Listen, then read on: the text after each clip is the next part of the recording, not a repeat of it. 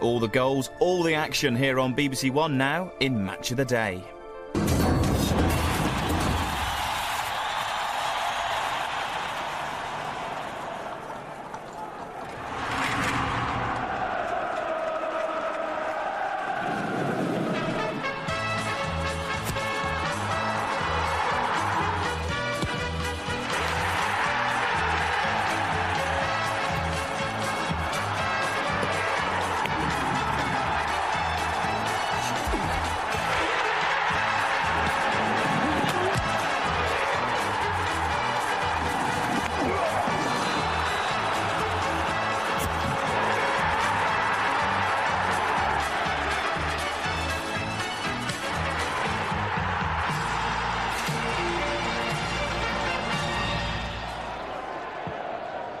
Scholes, Emily with the outside of the boot. Now a chase between Cole and Radebe, and Cole is in front of the Leeds captain, and Andy Cole has scored his 100th goal for Manchester United. They'll take some stopping now. That stretched Manchester United's lead in the Premiership to 6 points. Good evening. We'll see how the top two followed that up this week. They managed quite well without him, but Manchester United was still happy to welcome back David Beckham. The champions were at Wimbledon.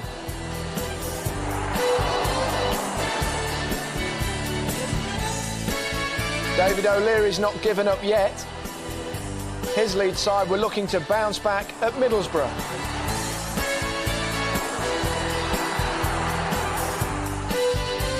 We'll also keep an eye on Bradford at the other end of the table. They were at home to Aston Villa.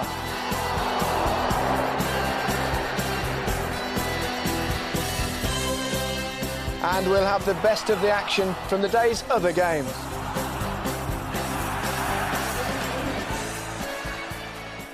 Alan and Mark will have their say.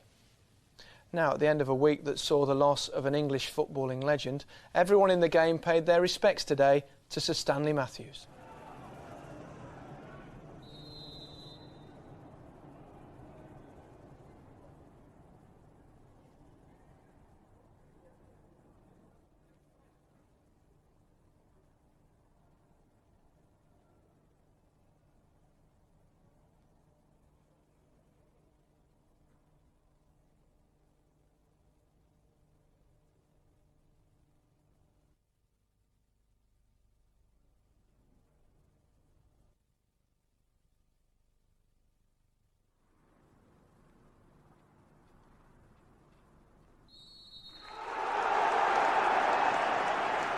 The game's true gentleman.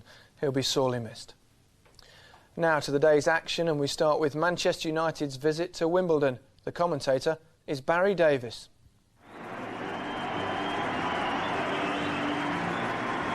For the moment, Wimbledon's godfather stays in the limelight, though no longer the owner. It's an emotional day for Sam Hammam after 23 years as the head of the crazy gang. Years which have been colourful, idiotic, unpredictable, and sometimes to the point of defying logic. But mostly, they've been fun.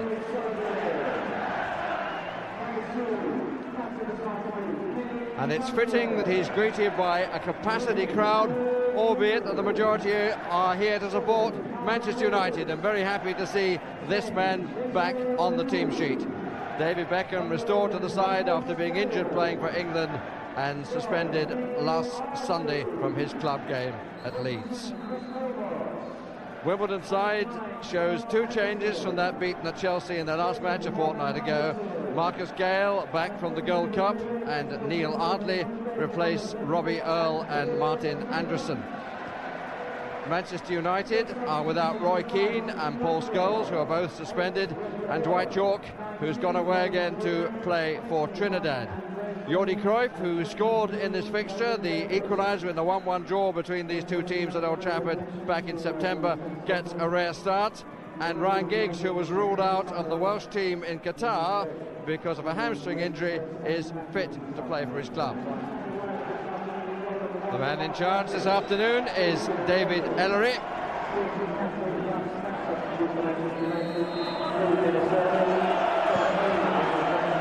It's Wimbledon playing from left to right in their dark blue strip. And Jaap Stam's first header of the afternoon. He is the captain in the absence of Roy Keane. And the first free kick is for a challenge on David Beckham.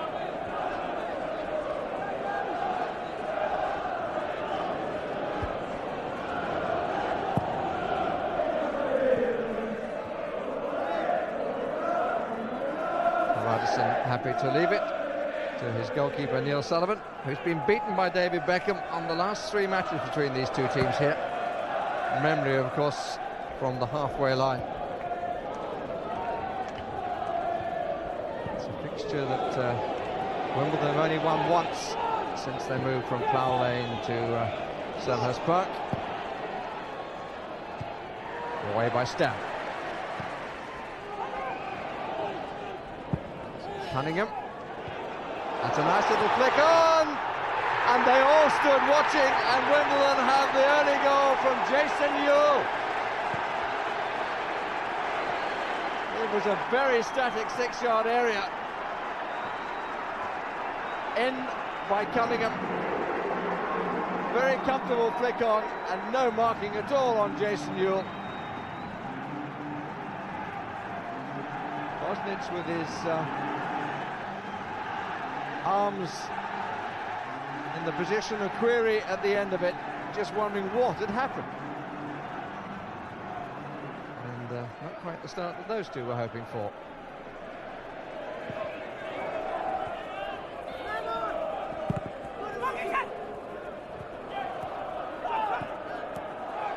Port.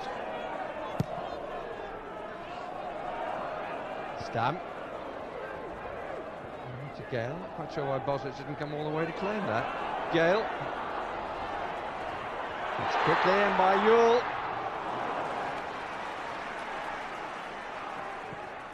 And Manchester United really aren't quite with the pace of the game yet. Lund underneath it with Stam, and was allowed the header, which Bosnich was just able to keep out. He's causing a few problems, the new signing, Andreas Lund, making his home debut. But that was a gift for him. Stam just stood and watched him, and the post helped Bosnich.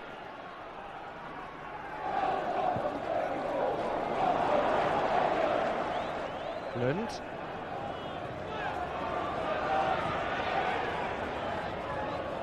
It's a goal kick.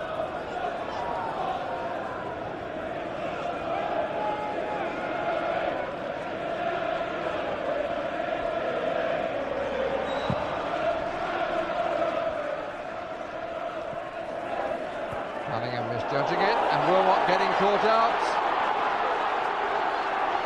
Teddy Sheringham, and a second time, and Cole got in his way. Sheringham, no foul, says the referee.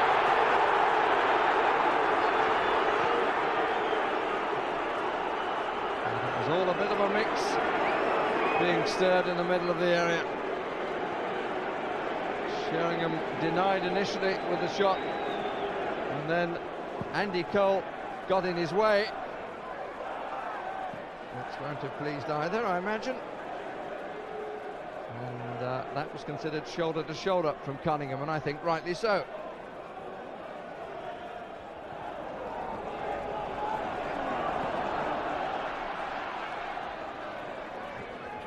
Lund has gone down the middle. Anderson. This is Gale, and that's a good strike, but wide.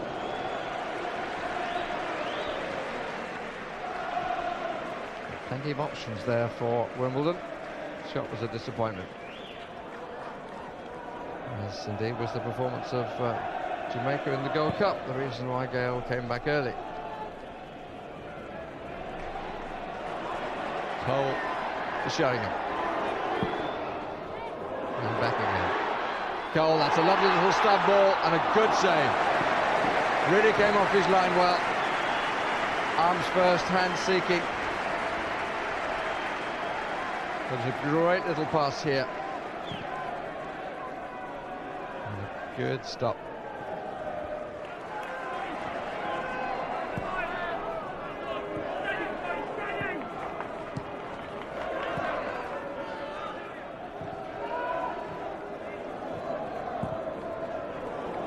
Cole. He was just queuing up for that. Kimball just got there. This is Cruyff, and that's an excellent save.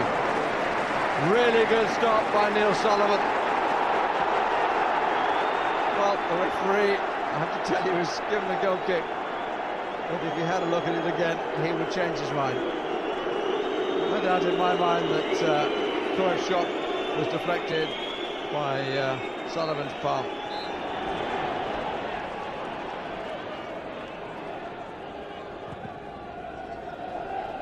Lund.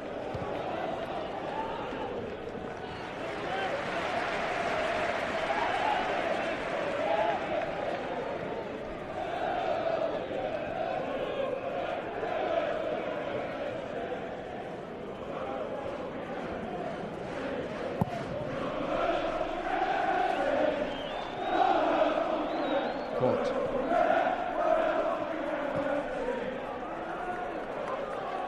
I always thought the Manchester United supporters knew their football. That latest chance suggests they don't know too much about refereeing.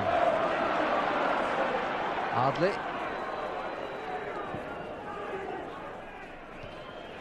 Two went for the same ball, and as a result there was nobody to capitalise on the header. Giggs.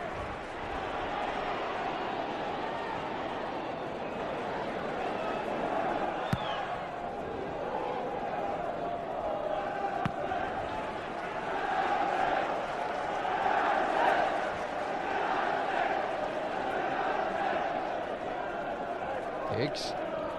It's a fine ball to Cruyff. Excellent goal. Excellent goal. And history has repeated itself for him, getting the equaliser against Wimbledon. It was a superb pass, a look up, and the delivery, and the finish.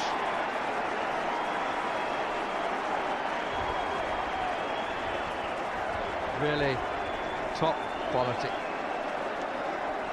in every facet.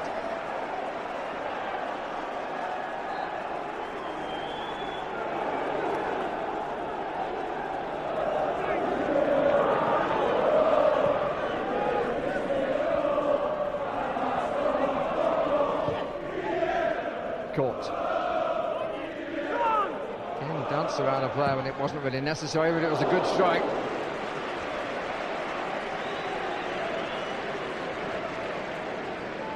Certainly hit it well, but not low enough. Cunningham. It's 1-1 at half-time. Wimbledon certainly starting well, and Deschanel taking advantage of a very good header by the new man, Andreas Lund, to score in the second minute. But Ryan Giggs, who for much of the half was on fire, setting up Cruyff, who finished quite superbly for a spectacular equaliser at 1-1.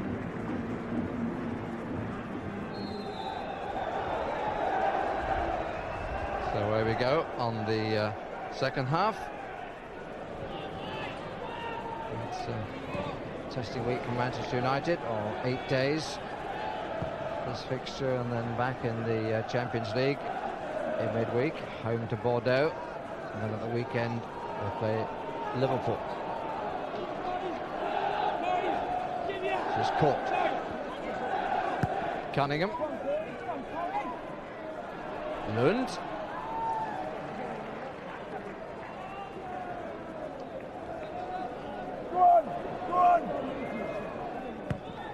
The five-a-side stuff. Sheringham.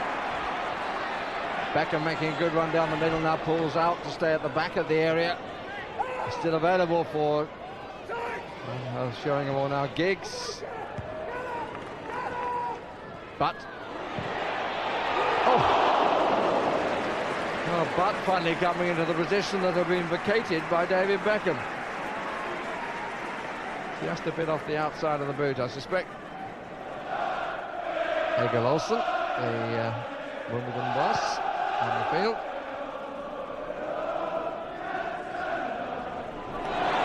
Nice ball, Sheringham to Giggs, to Cole. Good stop. What a really good piece of football.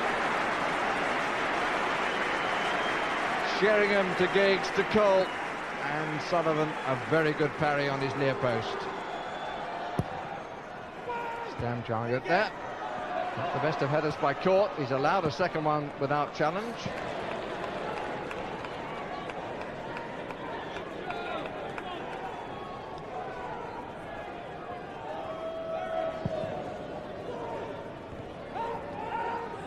Cruyff. Nice strike that Sullivan was very comfortable about.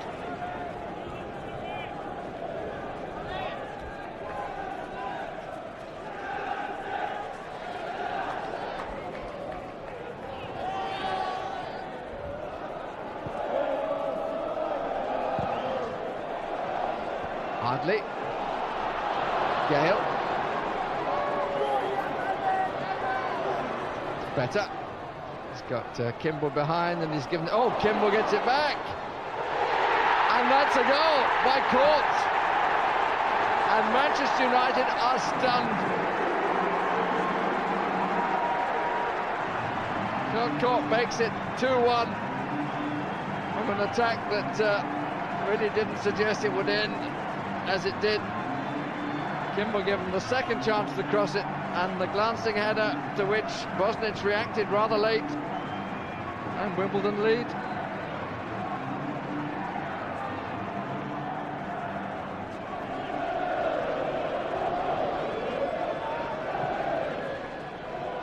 Good cover, Kimball. But Ewell's challenge on Butt. The referee wants to talk to Jason Ewell. He was well late. Well, the atmosphere has totally changed. Beckham or Giggs? Beckham. Good save.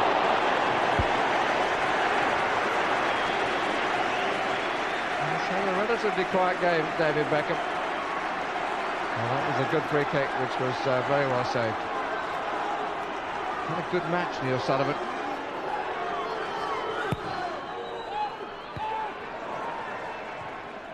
There's Lund's header out.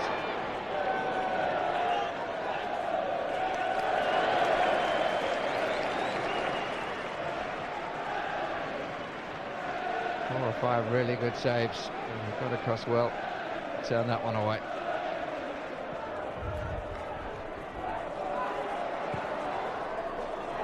Trying to get between two, Cole. And he's worked hard at it. Sylvester. Kimball's header down to Beckham. That's a good cross and a good punch. But Cole. Good clearance by Kimball.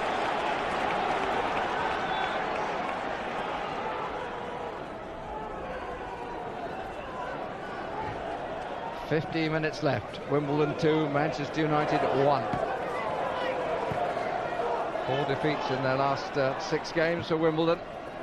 Put them perilously close to the drop zone. 3 points will be very welcome. Giggs to Cole! Very, very good save, because he was going the other way and used his legs to save the day. Neil Sullivan.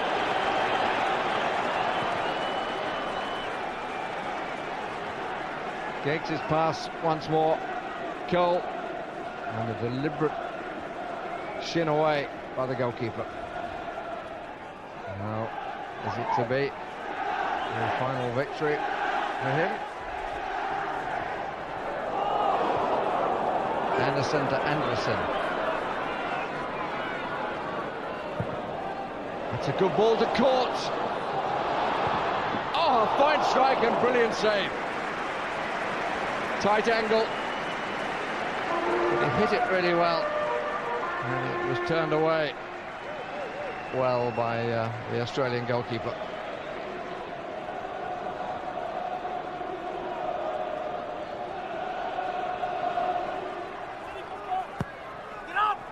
Just dropped in, but not dropped in behind the first defender.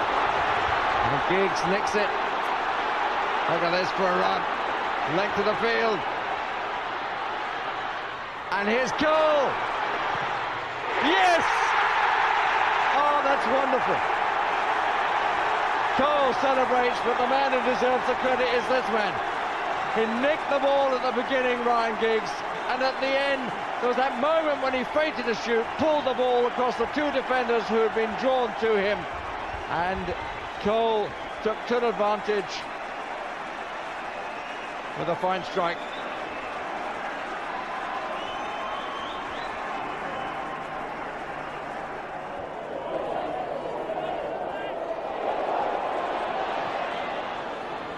But Manchester United looking the more likely, but they have done for much of the match. And they've twice had to come from behind. Here's Cole! That's another good save.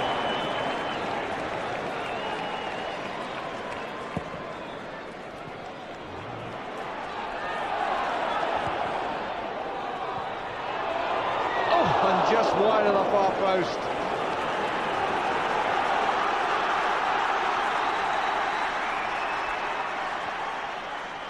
Very quick thinking, reacting here by the goalkeeper. Out by Gale. Lund. Ewell. Got a lot to do, but he's got support on the left if he sees him from Anderson. But he didn't. Here he is, Anderson. Oh, dear.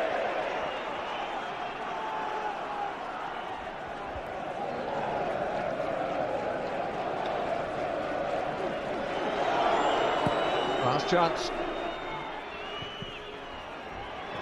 Here's Gary Neville. Gets the cross this time. Cole! And it would have been a spectacular finish, but instead it finishes as the third consecutive draw between these two teams. United will feel they should have won, and but for the performance of Neil Sullivan, they would have won. He really had a collection of quite outstanding saves. But Wimbledon were twice in front and were twice pulled back. And it's another draw between these two sides. And Manchester United, in terms of the rest, have dropped a couple of points. I was just thinking on the balance of play towards the end. If anybody was going to get the winner, you must have feared it would be United. Yeah, at the end it looked like that could have that winning goal, but we defended well at the end, and Sully was as usual very strong in the goal. He had a fantastic game actually, didn't he? Yeah, he had a couple of world-class saves, so saved the point. We were a bit careless at times. We produced some good football at times. We scored 2 excellent goals. I thought we maybe could have won it, but their goalkeepers had 3-4 fantastic saves, and he keeps doing that against us. I remember one I dived the wrong way and it hit my shin. More luck than judgment. Another one, I think I just dived and hit my hand. And, you know, sometimes they bounce off you at the post and go in, or sometimes they go wide. You know, I made a save and I even got a goal kick for it in the first half. So, you know, you tend to think that's going to be your day. When Mark Hughes watches that tonight, then you think he's going to think, oh golly, when am I going to see that in my Welsh team? Yeah, I mean, it was touch and go really. I mean, I think with it being so far away, and the plane trip, my hamstring had been sore all week, and it was touch and go whether I was going to play today. So I think if I'd have gone to that game, I wouldn't have been playing today. Now, we saw you down in the dugout on the team bench. What happens from here on in? Yes, maybe 4 more, I hope. And but we don't know what the future holds, but I'll always remain Wimbledon.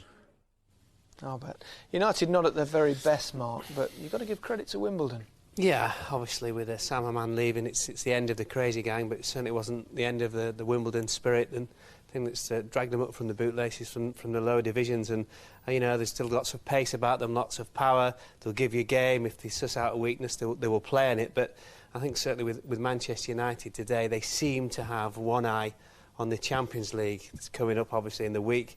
You know, big game for them. And I think, you know, the way they started was just so sloppy for Manchester United. Yes, they had to make 1 or 2 changes. Here we ring Ewell as the ball's about to get played in from the right-hand side from Cunningham. Runs behind his marker, which is Butt. Ball gets played in behind United. Stam caught between 2. What do you do? All right, miss-hit by Ewell, but, you know, when was the last time you didn't see a Manchester United player tracking back when a runner had made the run? Again, almost the identical situation. The ball played in. in between Sylvester and Stam. Lund attacks the ball, and it's actually a top-class save from Bosnich in off the post.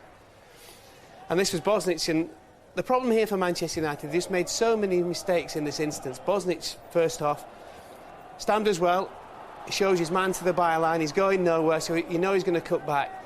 And the problem here is Jordi Cruyff comes in, doesn't want to get his boots dirty, doesn't make the tackle, and then, I mean, I'd never seen Manchester United so statuesque for a ball played across them, and I think on too many occasions today, and they obviously had one eye on Wednesday, and they didn't really attack the ball well, and they were sloppy at the back for them. And no Keane always makes a difference, doesn't it? Yeah. Now all the focus has been on David Beckham, as always, it seems, in recent weeks, but it was his wing partner that impressed most today, wasn't it? Giggs was brilliant, absolutely brilliant, and he's certainly found some form in the last few weeks, I think. It's the old Ryan Giggs, you know. Here we've highlighted Cruyff, who makes a run, and Giggs on the ball, head up, waiting, outside of the left foot. Sensational pass. Didn't have to break stride, Cruyff. It's a super finish as well, but I mean, the run obviously made the pass, but the pass was outstanding. And the great thing about Giggs today, got himself in little positions coming off from the left-hand side, again out of his feet, little look up, little touch, plays Cole in. Cole should score. I know it's a good save by Sullivan. Cole should score from there. And this is the best breakaway goal I've seen all season. Wimbledon's corner, yeah, it's a poor corner, but I mean, this is sensational. Little touch by Giggs, and this is him at his best. If that's a bad hamstring, I want two. He's running at people, and they don't know which way. You think he's gone the wrong way, and I mean, he knew exactly where Cole had gone, and Cole, after missing the other chance, hammered that home. And I mean, his confidence was so high with Giggs. I mean, one thing about him, sometimes his crossing can be very, very poor for him, but his crosses, they're just causing so many problems. And you know, all the fuss about David Beckham playing inside. And Giggs was outstanding today, and he's obviously form at the right time for the Champions League. OK, but not Wales. No. So with United only drawing, that meant that a win for Leeds United at Middlesbrough would reduce the gap to 4 points. Borough, though, came into the game with renewed confidence, having won their first match for 2 months against Coventry last week. John Motson was at the Riverside Stadium. It's the biggest crowd ever at the Riverside Stadium. 34,800 surpasses the previous capacity here, now that more seats are available and Leeds have taken up their full allocation of 3,000 tickets for what's virtually a Yorkshire local derby. Well, Jason Wilcox played in front of over 70,000 on Wednesday, and he'll hope his contribution to England's cause against Argentina will earn him a place in Kevin Keegan's squad for Euro 2000. And if it does, well, he may well come across Middlesbrough's Christian Ziege, who scored Germany's goal in their 2-1 defeat by Holland in Amsterdam. Ziege's corners led to both Borough goals against Coventry last week. Paul Ince failed a fitness test on a groin injury this morning, so Neil Maddison starts in midfield. A few absentees, Brian Deane not fit enough to face his old club, Robbie Mustoe and Dean Gordon playing in the reserves next Monday, Paul Gascoigne back in light training. And number 5, Gianluca Festa, was widely quoted in the morning press on the subject of Middlesbrough and Brian Robson, but he's not the first Italian to feel he's been misquoted. Leeds are without several regulars. Kelly, Bakker and Jones are all serving a one-match ban.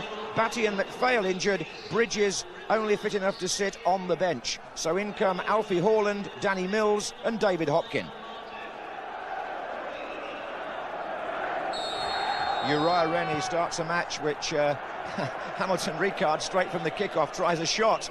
A match which, not just in this part of the world, is billed as a really big game. The Colombian there took an attempted pot shot straight from the kickoff.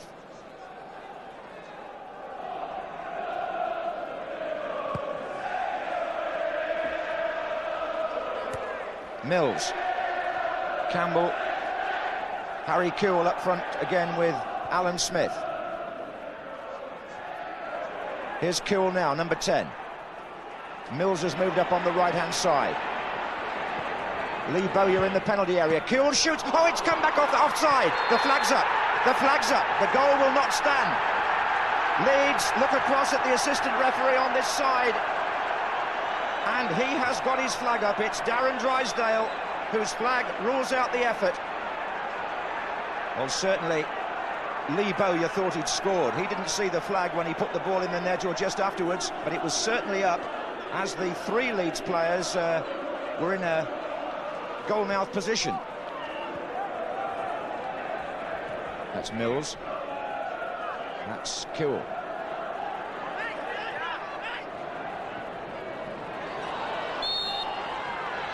Been playing for 10 minutes and already signs this could be quite a feisty atmosphere, both on and off the pitch. Oh, it's been given away.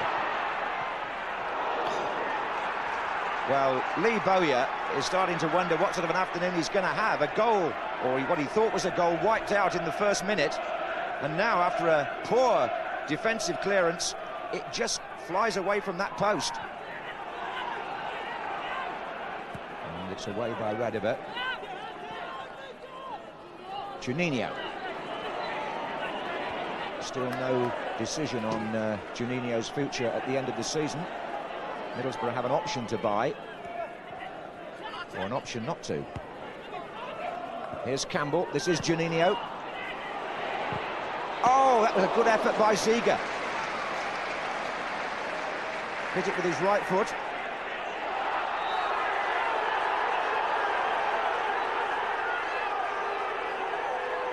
Well, this is the right foot of Christian Ziege, and he gets power, but straight at Nigel Martyn.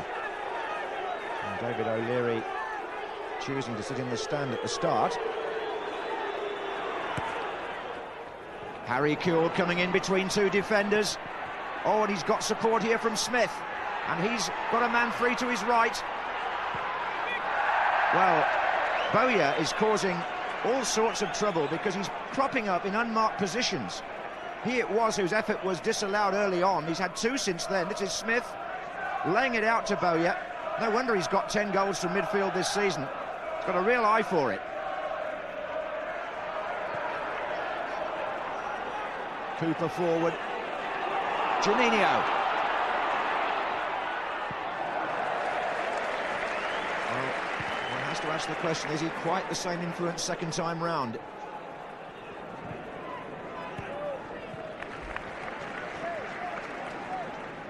Finding it quite difficult at the moment to penetrate the Leeds defence.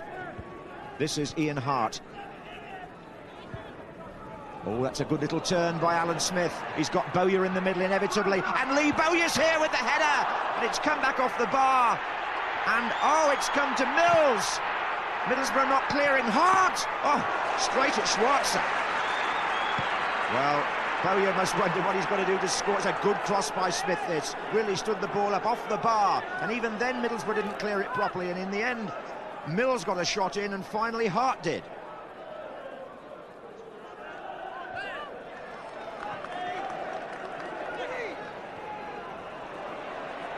This is Smith. Pallister. Campbell, he's holding the line up quite well at times, Campbell for Middlesbrough. Juninho makes a break, and Nigel Martyn came an awful long way. Fleming! Oh, just wide, but what an opening. Nigel Martyn, maybe an error of judgment, who knows. He decided early to come here. Radebe's header came back off the Middlesbrough player, Juninho. Martyn came to block, which he did, but he left the goal unprotected, and Fleming put it wide. Radebe was in fact trying to cover the line. Whether he would have got a touch had the ball been going in, we'll never know. Here's Juninho. Good play. Ziege up on the far side, and Leeds trying to win the ball back. Don't do so. Juninho surely. Campbell surely. No. Another good chance goes begging. Christian Ziege made all the running here. He threw off two challenges. Juninho slips the ball to Campbell. Leeds beat Middlesbrough 2-0 at Elland Road earlier in the season. The last three meetings here have all been drawn, and at the moment there's nothing to choose between them today. This is Ziege for Borough. 3 the other way. There's the cross for Rickard! Hits the post! Oh, that was unlucky. A cross from Germany and a header from Colombia. But it's really well delivered by Ziege, and Hamilton Rickard, well, he was unmarked, but he did well to get the contact he did, twisting a bit. So now Leeds have hit the bar and Middlesbrough have hit the post. Maddison stretching. Juninho taken from behind by Radebe. They can play on, and Juninho, oh well, the flag's gone up, and I think that might have been against Ricard, who didn't interfere, and Juninho went on and planted the ball in the net, and it won't count. Look at that, it's Ricard who's offside. Juninho, was he as well? Well, he's looking around. The flag's up already at this stage, so it wouldn't have mattered. But, well, there's one to talk about. This is Hart. Oh, and Schweitzer's punch is poor. Kuhl! Oh! On the volley, Harry Kuhl with the goal unguarded. I've rarely seen a half with so much incident and no goals. This is Schweitzer coming for what isn't a very good punch, in all honesty. He was under pressure, and look at that. Kuhl may feel he should have hit the goal.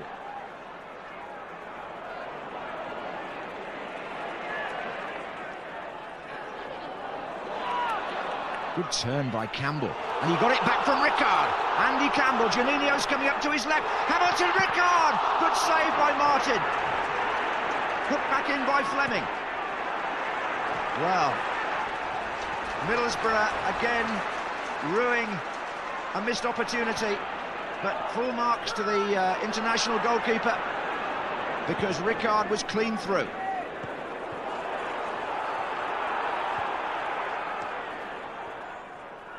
It's Bowyer now for Leeds. To Kuhl. Outside him is Wilcox. Bowyer's there again. Bowyer! Good turn and shot. Well, he gets into more scoring positions than some strikers, Lee Bowyer.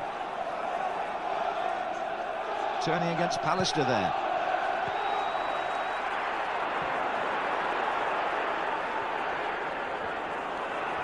This is Bowyer. Oh, it's Lee Bowyer. Oh, it's a good ball too to Huckabee. Just come on. And it's still loose. Bowyer's there again against the post, and the referee steps in. Leeds so close again, and you just can't contain Bowyer. He makes the play here. He's got Huckabee to his right. It's an attempted shot that's going, or maybe a pass to be generous, but they couldn't scramble it in, and in the end, Bowyer hit the post with Schweitzer down.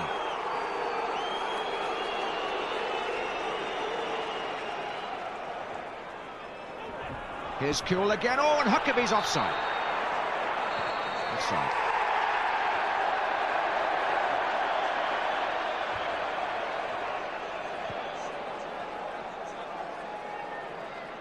Well, it's the third time the ball's been in the net this afternoon, but each time an offside flag. Well, indeed, the goalkeeper didn't even try there. It was gone some time before.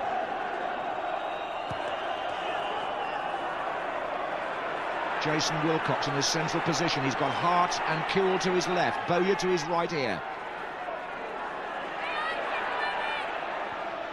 Kuhl.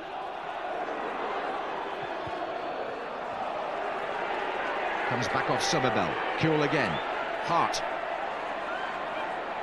It's Ian Hart for Leeds. Oh, may well be the nominal left back, but he scores goals for both club and country, this fellow, with either foot as well.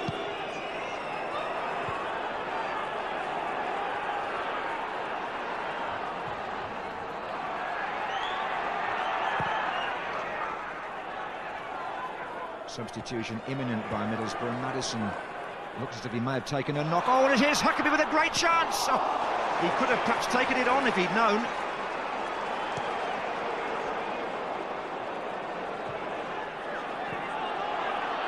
Ricard and Radebe. Juninho.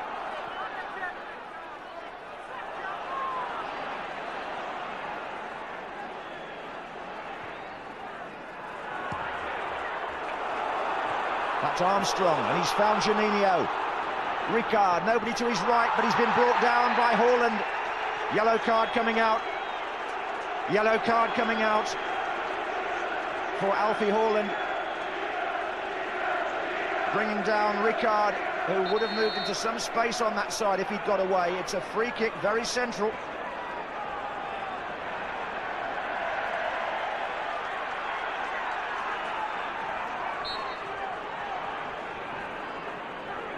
And it's Juninho. Nigel Martin had that well covered. In fact, he's just peering between the two defenders there to get the catch. Huckerby breaks away here for Leeds with Wilcox just inside him and Kewell further over. It's still Huckerby. This is Kewell. Oh, it's Lee Bowyer, surely! How did he miss that? Well, when he tots up all his goal attempts today, and there'll be many, Lee Bowyer will think this was the best chance, surely. He slides it wide of the post. And this is a let-off with a capital L for Middlesbrough.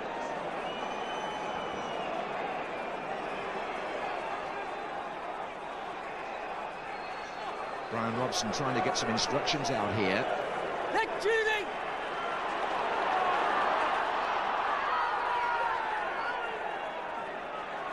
Oh, Gianluca Festa. Oh, now there's trouble. Festa's tackle, Leeds reaction. Uriah Rennie right across, straight in there. Good refereeing. He stopped the reaction. This is a bad trip by Festa. It's certainly bookable. And Leeds turned on him. But fortunately here, there's been restraint by the players and real common sense by the referee, who dealt with the possible reaction first and then went back and rightly booked Festa.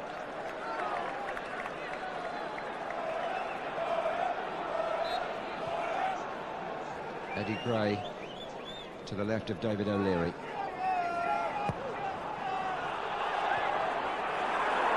This is Juninho now for Middlesbrough. It's been that sort of game. Real flow to it. Juninho again picking up the pass from Ziga, but then Radaby comes over. And nobody can afford to dwell on the ball even at this late stage. The pace has been unrelenting. That's another strong challenge from the back, and this Festa here has already been yellow carded. Gianluca Festa only a minute or two ago, and now he's brought down Huckerby, and this looks as though it could be a red card. Gary Pallister goes across to try and persuade the referee not to, but Gianluca Festa here, who was yellow carded only a matter of minutes ago, gets the red for the second offence. Middlesbrough will play the last few minutes with 10 men. It's the tackle from behind, it's the one that FIFA and indeed the English FA want referees to clamp down on. He may have taken a bit of the ball, but he also took Huckerby. And Gianluca Festa is ordered off. Anxious times. And still it goes on. This is Bridges. And finally the whistle goes. Well, it was a typical local derby. There was plenty of edge in that game. Festa sent off towards the end, but David O'Leary's team unable to take advantage. They came close to a winner, but then again both sides missed chances, and Lee Bowyer, who got into some terrific positions, will certainly look back on the last one when he only had the goalkeeper to beat. But it's 1 point nearer safety for Middlesbrough. It's 1 point nearer the Champions League for Leeds. It's Middlesbrough 0, Leeds 0 before the Riverside's record crowd. David, with the benefit of technology, we can actually see replays. You've just seen the offside goal in the first minute. What's your view? You'd probably say I'm bound to say this, but I definitely thought even in real life that was definitely a goal. And I think linesmen, you know, the onus is on to give the forward the benefit of the doubt, and I don't think linesmen do that. We had an incident in the second half with Huckerby, and if we're going to make this game more entertaining, you know, we've got to give the forwards the benefit of the doubt. And you know, we seem to think, oh, put the flag up, and I thought it was a definite goal. You never know with the interpretations of the laws now, because for me, Hamilton Ricard was walking back in an offside position. Juninho ran through and Hamilton wasn't interfering with player at all. But the goal's chalked off. Now, I was at Leeds v Tottenham only 2 weeks ago. Harry Kewell did exactly the same when Smith was in an offside position, and the goal stood. Lee, are you one of these players that when you miss chances it affects your whole weekend, or do you just get over it? I'd say it'd affect my weekend, because I missed a chance last week and I went away with the under-21s and I didn't really get my head around it, you know, because it was a easy chance, well, relatively easy, but I should have scored and I missed, so it's disappointing because I feel as though I've let everybody down, because you've got to set yourself standards, and I've set myself high standards to score chances like that. everybody saw the game against Aston Villa when we get beat 4, and it was a terrible performance. And you know, there was a lot of things said in the papers which the players didn't like, the management and the staff didn't like. And you know, it was begging the question, can you answer the critics? And thankfully we did that against Coventry last week. And we had a stiff test today against you know, a very good Leeds team. And you know, we showed a bit of character and showed a bit of bottle. And you know, I think we're probably more pleased with the point than they are today. Better game, Alan, than the scoreline suggests, really. Yeah, very much so. It could have ended up 6-6, lots of chances for both sides. And when you consider both teams played 3 centre-backs, I think is basically a defensive ploy. It was amazing we didn't get a goal. I mean, with great quality, I think 2 great performances from the goalkeepers. And I think Middlesbrough will be happy. I think, again, they've proved that if they can get nearest to their best 11 on the pitch, they're a good side that are capable of giving anybody a game. Well, both managers were disappointed with offside decisions, and you have to say they look debatable in real life or otherwise, didn't they? Well, especially the first one. I mean, this is the first minute, and we've got Harry Kewell coming in the right-hand side on his left foot, and when he comes in and hits it, we freeze it just at the moment of impact. You can see clearly onside. Ball comes back off the keeper. Bowyer sticks in the back of the net. The flag goes up late, but it's definitely should have been a goal. This one, well, we're talking about interpretation here. We've had this argument another week, what is active and what's not active. Ricard's coming back, he just about dummies it. Juninho goes in, puts it in the back of the net. I want somebody to tell me what the rule is, because I haven't got a clue what it is. I haven't got a clue what the rule is. What is interfering with play? The minute you start talking about interpretation from referee and linesman, then you've got problems. I mean, but there's inconsistency. I think that's the problem, isn't it? I mean, he's coming out there. He's not actually taking part in that particular play. But he's right next to the ball. Wait, but he's just about jumped over the ball. Yeah, surely that's the same as the Kewell one last week, where there's very similar circumstances, isn't it? Yeah, but I mean, you'd have an argument about what is active, then what is interfering with play? Has he actually got to touch the ball to be offside? And also, why is he wanting to... They should scrap the offside law altogether. Honestly, they should. I'll tell you what, but that's a big change in the game. I'll tell you what, that would have killed you two playing together, absolutely, completely. But I don't understand why teams squeeze up now and push up. Because, like 15 years ago, if somebody run in behind you, he's automatically offside. That doesn't apply anymore. So what people say it's going to be good for the game. But I think eventually everybody will just retreat to the 18-yard line, because if you squeeze up and somebody runs in, then there's a chance that when he's coming back, somebody else runs in, you're going to end up with the ball in the back of the net. They should make it so the only person to be offside is the one receiving the ball. That cleared it up, wouldn't it? Get rid of... Right. Anyway, back... Not really. Not really. No. Back you're to confusing us now. Yeah, back to the game. Lee Bowyer, guilty of missing one of the chances of the season last week, and he had 1 or 2 today, didn't he? He had about 5 or 6, but the great thing about Lee Bowyer is that he missed the chance last week. He's still getting into the positions. This is a good interception from him. Reads it well. Good hit. I think he's a little bit unlucky there. This is a golden opportunity. The ball comes, a good movement to drag away to the back post, but I think you've got to score there. Comes off the woodwork. I think he's got to score there. This one coming up. Great first touch. Good hit. Decent save. We pick him up here. Rise the challenge. Great ball into Huckerby, good vision, awareness, keeps on going, comes across. I think again the keeper does great there, great save. But the last one, well, we've highlighted him here. The great thing, as I said, he keeps on getting in there, right? He runs in, takes a chance, Kewell dummies it, great first touch, and he's got to score. That's the best chance he had. But as I say, he keeps on getting into the positions. I think that Leeds United, I mean, everybody wants to see them qualify for the Champions League, but they've just had a bit of lull in form.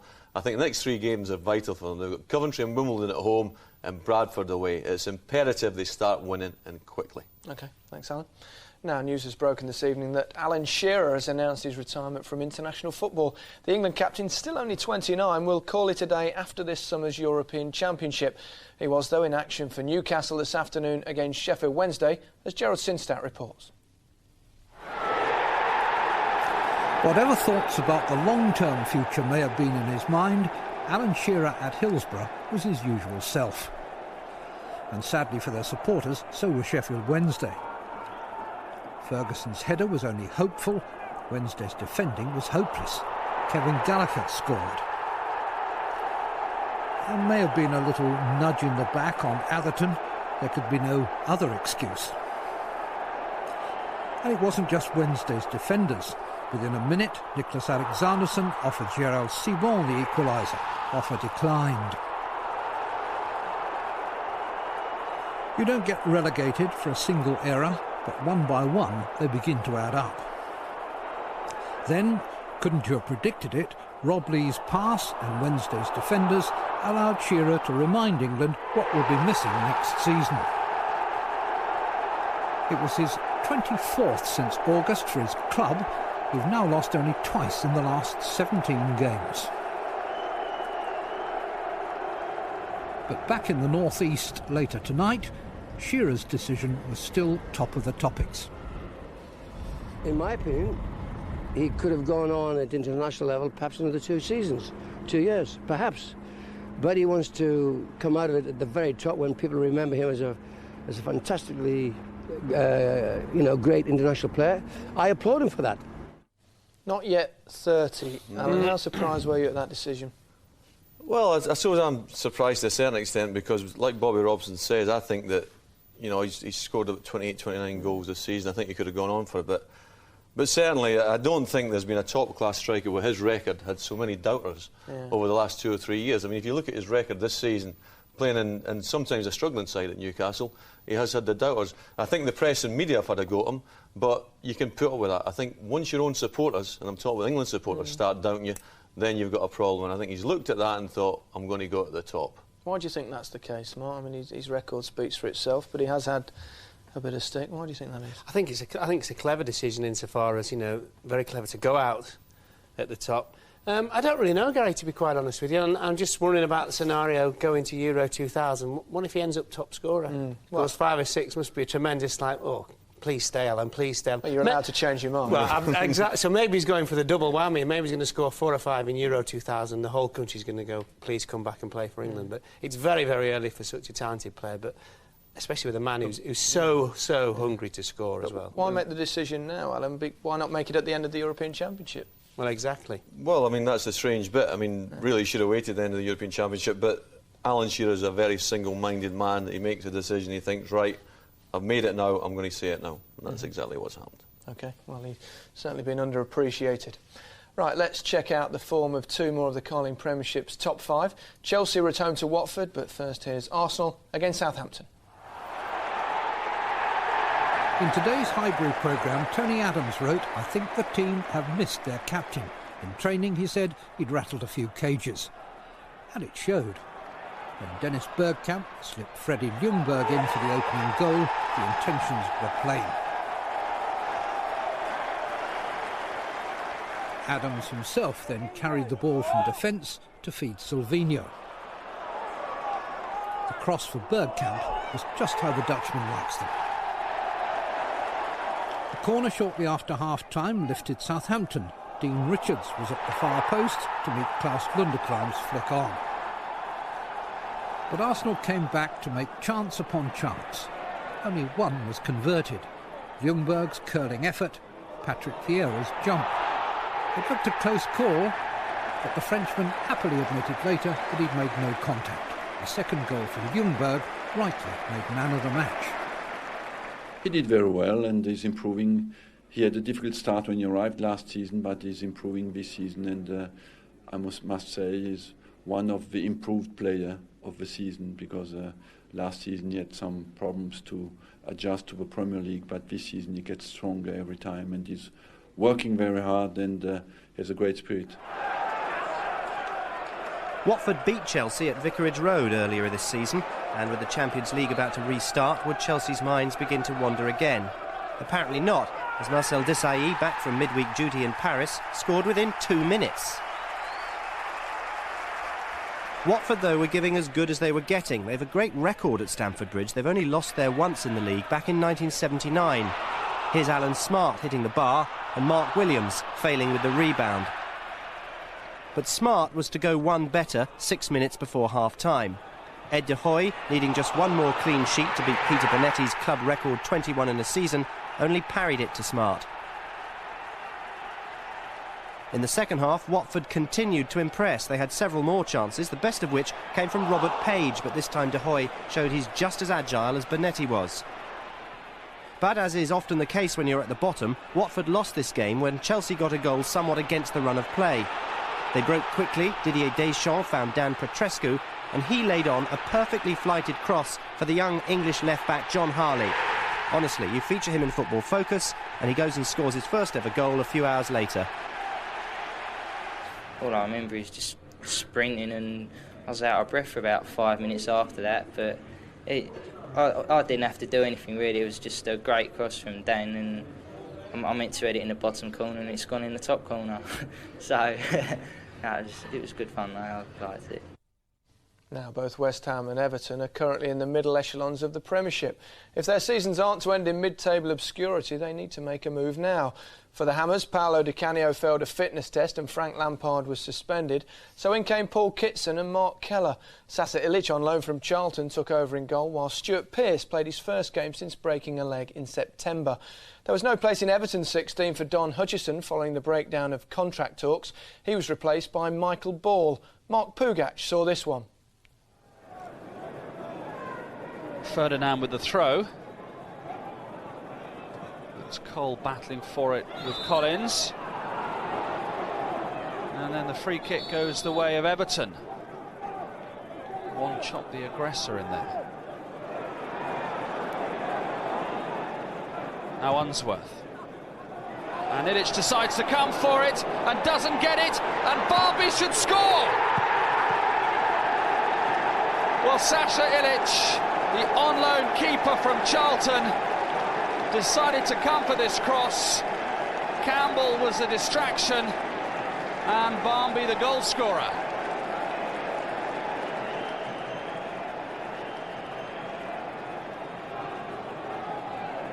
Sinclair and Ball battling for it. Sinclair waiting for support. Lomas provides it. That's a good cross. One chop! And Mara did well to turn that round the post.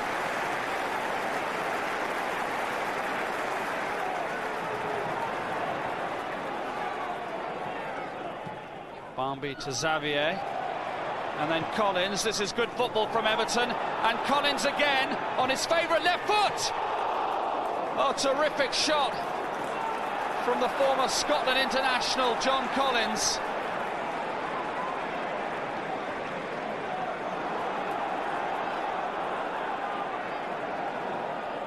Moncur. Well, Sinclair's pass to Cole was far too short, and Everton come forward again with Barmby to Campbell, and Barmby's continuing his run, and it's 2-0 to Everton. Barmby and Campbell linking to great effect.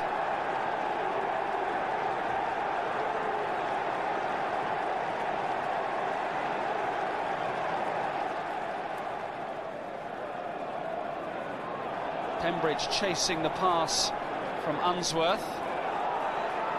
Here's Barmby. Oh, it's gone in! A hat-trick for Nicky Barmby. Well, it didn't in all truth seem to be a shot of great power that beat Ilic.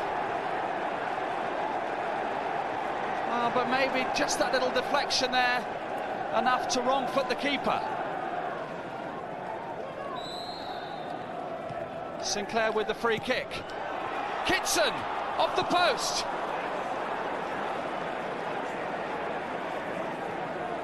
Not a day for Harry Redknapp to remember.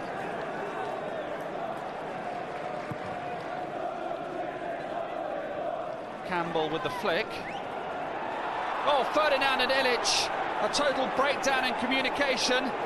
Barmby, more, and it's 4-0.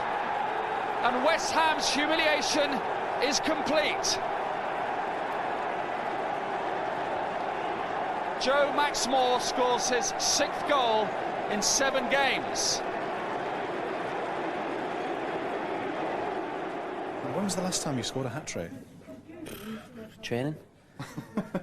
Yeah, it's my first senior hat-trick, and to do it for Everton as well. I'm very proud. There are a few games in the season when a manager can have absolutely no complaint about his team. Today, the lads that were on there, the 11 of them played very well. The section of our team, Nick Barmby, John Collins, Matt Pembridge in the middle, worked extremely hard, as did our front players. But we defended well when we had to there, and I'm delighted with the overall performance. Not the best of debuts from Sasa Ilic, was it? Now, our next match sees Bradford, who've won their last 2 home games, play Aston Villa, who've won their last 2 away games. Bradford fielded the same side that lost at West Ham. That meant Dean Windass continued up front alongside Dean Saunders. Portuguese striker George Cadet was named on the bench after finally joining from Benfica during the week. Villa were also unchanged, so Peter Enkelman continued to deputise for the injured David James in goal. Watching this one at Valley Parade was John Champion.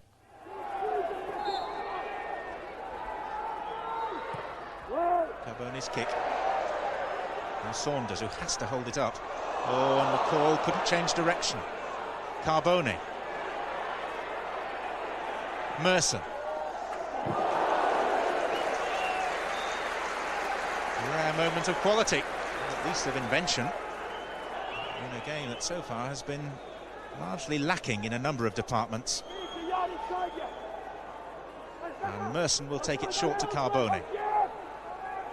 Trying to improve the angle, which will favour Merson. And in it goes from Paul Merson. The short corner routine working a treat. And Merson was given so much time to measure his curling shot.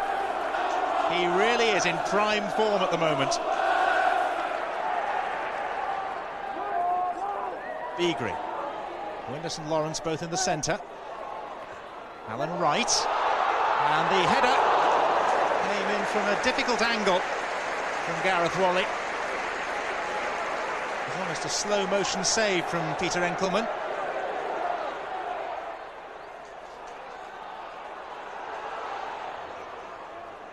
Beagrie. They're well aware of the threat that he poses. He's having to come in field. Lawrence. Now Windass. A culmination of one of Bradford's better periods in the game. Taylor. Carbone. Lovely touch from Merson. That would have been one to remember. Such a scrappy game, and yet just occasionally moments that will linger rather longer in the memory. This is the signal for Paul Jewell to play what he hopes will be his trump card. Potentially the new hero of Valley Parade, the former Celtic man, Portuguese international George Cadet, who was joined on loan from Benfica to the end of the season. Weatherall. O'Brien. Back out to Beagrie. Heavy pressure this from Bradford. Weatherall! Somehow Enkelman dealt with the bouncing ball, which I think was going to creep in at the near post. Really was a good save by the Finn. And the crowd at the Kop end louder than at any stage this afternoon. Beagrie. Oh, and the header is in! Turned in by Dean Windass. Completely unmarked. And he scores for the 3rd game in a row. And within seconds of George Cadet being sent onto the field. And Bradford again are reinforcing their attack from the back. 6 inside the penalty area. And the header by Cadet almost put Bradford in front. The header from Cadet was really travelling, and Enkelman did wonderfully well to get a touch. What effect did sending George Cadet on have? Well, I think the effect of that has obviously lifted the crowd, and obviously with his goal scoring record lifted the players around him. And at that stage, we had about 4 strikers on the pitch. I thought, well, we may as well lose 2-0, and let's lose 1-0 really, and we did go for broke. Always in my debut, I score goals, and it's very important because if I score, it's a 2-1, and that's 3 points to Bradford. And I'm sorry about it's a great save of the goalkeeper. Right, that leaves 2 more games to show you. Here they are, commencing with Sunderland against Derby. Having chosen the nickname the Black Cats recently, the Sunderland fans would quite like one to cross their path. What they got today was a stampede of Rams instead, who scored first through second-half substitute Malcolm Christie. He netted after keeper Thomas Sorensen could only parry Rory Delap's shot into his path. It was no more than Derby deserved. Indeed, Sunderland had been booed off at half-time. But the home side equalised when unmarked Alex Rae stabbed home Michael Gray's left-wing cross just 3 minutes after Derby had taken the lead. Ray's not going to forget this match in a hurry. The FA may not let him. It began when he felled the Derby captain, Daryl Powell, with a clear elbow. He wasn't booked, but Powell was dazed and incensed. He had to be restrained both on the pitch and in the tunnel afterwards. Peter Reid said he'll take action against Rae. I can't condone the use of elbows on a football pitch, and will be dealt with internally. And you know, football out there on the football pitch, I don't mind hard tackles and, you know, tough competitive games, but you can't legislate for that. You can't condone it either. There were still leaves on the trees when Tottenham last won away. Just the opponents, you'd have thought, to help Coventry forget last week's abysmal performance. But when Mustafa Hadji had a seemingly gaping goal, Ian Walker materialised. Not so much bad finishing as good keeping. Then, when Darren Anderton's corner found Chris Armstrong's head, Magnus Hedman was not so clever in Coventry's goal.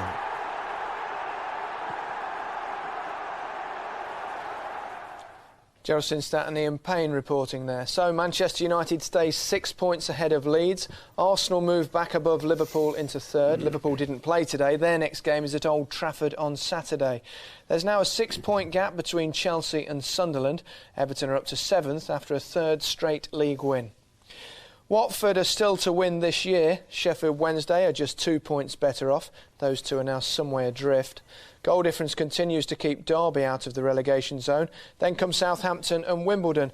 They've had a handy 4-point lead on the bottom 4. Wimbledon are at Derby next Saturday. Now, gents, we saw yet another unsavoury incident there. Alex Rae's elbow on Daryl Powell. That would be the word for it, unsavoury. I think there's no doubt. I mean, Peter Reid refreshingly honest for a manager that... He's just caught him, isn't he, with his elbow. It's premeditated and... He's waiting for him coming, isn't he? He's I'm coming, there you go, bang.